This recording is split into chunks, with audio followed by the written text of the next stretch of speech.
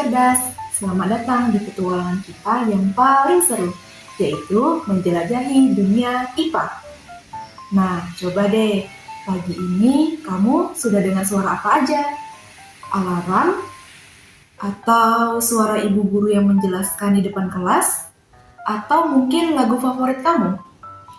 Nah, semua itu melibatkan satu hal yang sama dan sangat penting bagi kehidupan kita, yaitu bunyi.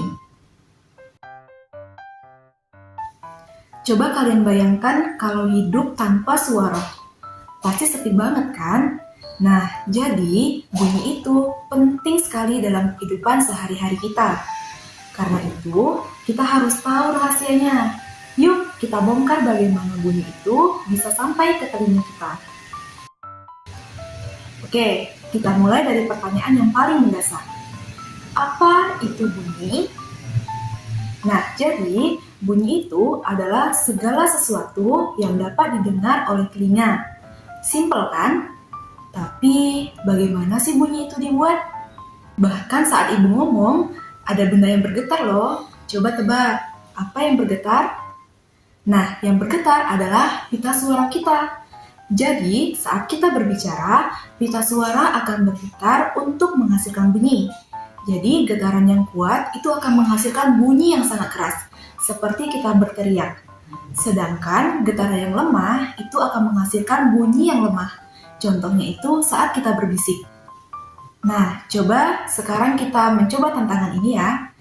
Coba kalian sentuh tenggorokan kalian saat kalian mengucapkan huruf A.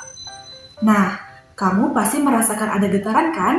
Nah, getaran itulah yang membuat suara kita keluar. Intinya, tanpa getaran, bunyi itu tidak akan ada. Jadi, sesederhana itu kan? Kalau begitu, benda yang menghasilkan bunyi itu kita sebut apa ya? Kalau kita tebak, jadi benda yang dapat menghasilkan bunyi disebut dengan sumber bunyi. Nah, sumber bunyi itu ada di mana-mana loh, mulai dari alat musik hingga tubuh kita sendiri. Bahkan, nada yang tinggi atau rendah pada alat musik, seperti piano atau seruling, itu juga ditentukan oleh sumber bunyi. Nah, itu semua disebabkan oleh perbedaan frekuensi. Jadi, frekuensi tinggi menghasilkan nada tinggi, sedangkan frekuensi rendah menghasilkan nada rendah. Ayo, kita perhatikan lagi beberapa alat musik dari bunyi klasik. Yang pertama, yaitu adalah gendang. Jadi, ketika kita memukul gendang, kulit permukaannya itu akan bergetar. Dia akan menghasilkan bunyi. Yang kedua, bel sekolah. Nah, ketika kita memukul bel sekolah, bagian logamnya itu akan bergetar. Yang ketiga, hewan. Contohnya itu kita mengambil gajah. Jadi, ketika gajah menghentakkan kakinya untuk memberitahu gajah lain tentang kehadirannya atau dalam bahaya, itu juga sumber bunyi.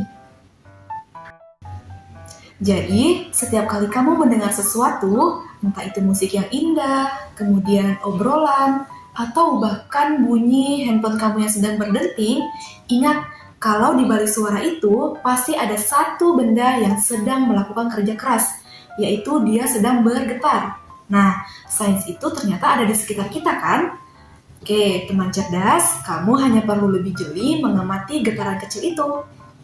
Nah, menariknya, tidak semua bunyi itu bisa kita dengar. Jadi, telinga manusia itu ternyata punya batasan loh.